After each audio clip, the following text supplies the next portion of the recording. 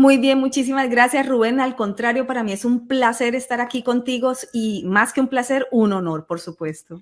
No, hombre, yo después de que vi la entrevista que me hiciste favor de enviar, que le hiciste a Tara Lee, es Tara Lee Para Lee Rodas. Rodas, wow, el honor es verdaderamente mío y me gustaría, ahora que pareciera que se puso de moda el tema por la película Sounds of Freedom, pero en realidad el tema es muy viejo, muy antiguo, y tú llevas tiempo investigando acerca del mismo. Qué bueno que surjan Sí. películas, documentales de algo que ha estado no precisamente visibilizado, aunque también hay algunos que albergan temores de que van a utilizar esto para meterles el microchip a los niños y justificar, que puede ser, ¿no? Es factible, claro. Ya en estos momentos yo pienso, Rubén, que como periodistas de investigación no nos debería aterrar nada. Al contrario, todas las temáticas son bienvenidas justamente para ahondar en ellas. Y como tú bien dices, Rubén, este es un tema muy en boga hoy en día, sobre todo en redes sociales, con la gran difusión que ha tenido la película Sound of Freedom, lo cual es fantástico, es maravilloso en mi concepto que surjan medios como películas cinematográficas, documentales o bien sea entregas periodísticas de investigación como lo hace esta servidora, justamente para visibilizar el tema. Pero como tú bien dices, Rubén, este no es un tema nuevo, este es un tema, yo diría que de siempre. Es decir, el tráfico humano, la trata de blancas y sobre todo el tráfico de niños es un tema supremamente espinoso, delicado, sensible y que lleva, pues yo creo que la historia de la humanidad acompañándonos lastimosamente. Para mí, esto es más que un deber. En cuanto al tráfico humano, yo llevo pues muchos años también trabajando la temática, sobre todo en esas idas a fronteras y digo en plural, Rubén, porque no es solamente la frontera sur de los Estados Unidos, sino múltiples fronteras de diversos países que he tenido que cubrir a lo largo de mi trayectoria como periodista, y en todas se repiten al menos 3 puntos sustanciales en cuanto al tráfico. Uno, el tráfico humano es un negocio altísimamente rentable, eso ya no es un secreto para nadie. Dos, la trata de blancas difiere en cuanto al tráfico humano en el sentido en que la trata es llevada por grupos delincuenciales que operan a nivel supranacional. Es decir, esto en este sentido era así hace unos años atrás, ahora tanto el tráfico como la trata ya está operado por redes internacionales.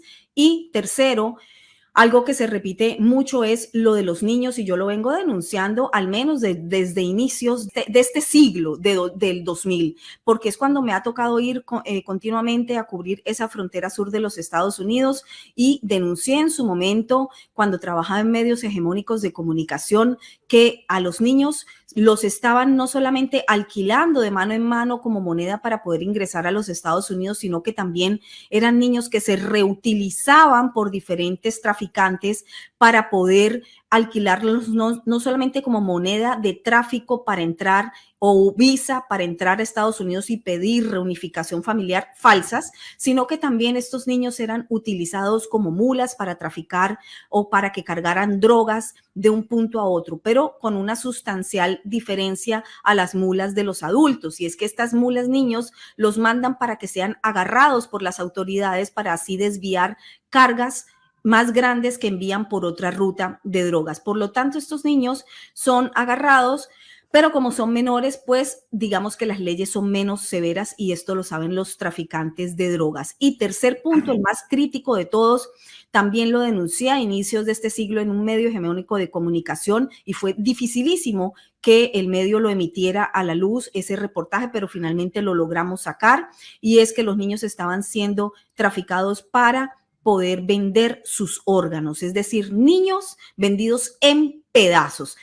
Aquí lo grave es que mucha gente piensa qué malos los de las bandas de traficantes de seres humanos, qué malos los traficantes de drogas, pero lo peor de todo aquí es que implica a gran parte de la sociedad que se supone que es legítima, y esto quiere decir médicos, cirujanos, centros de atención médica, enfermeras, y también aquellas personas que deben traficar esos órganos con un sentido de tiempo de inmediatez. ¿Qué quiere decir esto? Que cuando extraen un órgano, ese órgano debe ser puesto en una nevera y a una temperatura específica para que la persona encargada de llevar ese órgano pues lo conduzca hacia el lugar en donde están pagando los miles de dólares que sea por un hígado, por un riñón, por cualquier órgano. ¿Cómo reaccionaste entonces tú ante la película Sounds of Freedom? Surge cuando tú ya llevabas tiempo investigando de este tema, Sí. aparece y con diferentes reacciones, ¿no? Veo mucha gente que yo no la he visto, pero mucha gente dice, bueno, la están atacando, mucha gente dice, ¿y cómo es que salió a la luz? ¿Y cómo es que Verástegui tiene un proyecto político y quiere ser presidente? ¿Y cómo es que Verástegui está vinculado con el señor Donald Trump y la ultraderecha? Donald Trump, a quien, por cierto, le acaban de entregar la corona de Jerusalén. Sí, sí, ¿sabes? Le acaban de entregar en Israel la corona de Jerusalén y hasta mandaron ahí un poco de bromas de que si se mueve a Jerusalén o se mueve a Israel, podría convertirse en líder. Bueno, hay todo un rollo ahí en ese tema muy, muy Y con el curioso. lío que está Israel últimamente, Y con pues el lío que está Israel, que algunos que no le metan más ceniza, que no más le fuego metan a más. eso. Entonces, en ese contexto surge la película. ¿Qué Yeah. opinas de la película, de las posibles intenciones y algunos que dicen, van a querer meter el microchip a los niños y están utilizando la película para eso? Claro, allá hay tres elementos importantes que has tirado a la mesa, Rubén, y yo pienso lo siguiente. Yo conozco a Verástegui hace muchos años, yo creo que alrededor de año 2000, por allí yo estuve dirigiendo una revista aquí en los Estados Unidos y fue cuando tuve la oportunidad de conocerlo. A mí él me parece un buen ser humano. Ese es el recuerdo que tengo de él. Esa es la forma como lo percibo. Pero más allá de eso, me parece muy importante que se estén realizando películas sobre temáticas valientes. Es decir, aquí no hay que equivocar el enemigo. Yo hablaba hace poco con una persona muy querida y de extrema confianza mía sobre justamente este punto sustancial en donde hay que aprender a diferenciar el enemigo. ¿Qué es lo que pasa? Que hay muchas campañas de información y desinformación por medio de las redes sociales para la utilización de esa masa social que se sume o se reste de un movimiento u otro. Esto es lo que le ha ocurrido a Sound of Freedom. Ahora, Sonidos de Libertad a mí me parece una labor encomiable, me parece valiente, me parece importante en el sentido en que, por supuesto, que voy a apoyar a todo aquel que visibilice este problema absolutamente crítico, delicado, importante y de valor humano.